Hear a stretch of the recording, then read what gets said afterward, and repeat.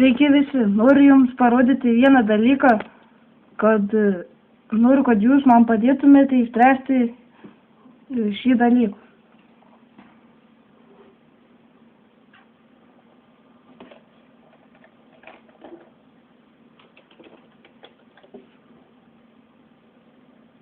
Kas žaidžiate Minecraft'ą, turėtume šitą žinoti. Aš einu šičia.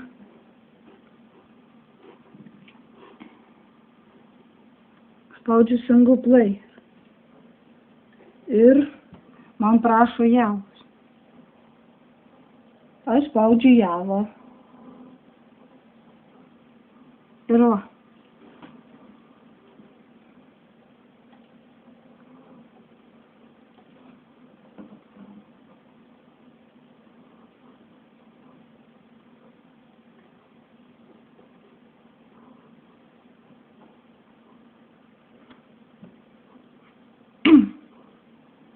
Atsiprašau už sugaistą laiką, va, spaudžiu šitą ir vykdyti, nes mano problema su java.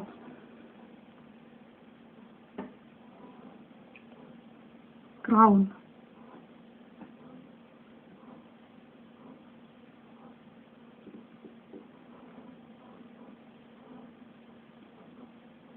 Ir man išmeta šitokią lentelę.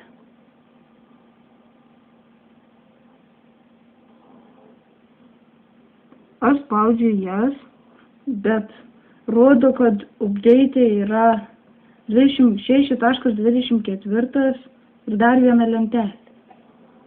Spaudžiu OK, bet parašyta, kad turi būti 6.26, o pas mane 6.24 ir štai yra problema.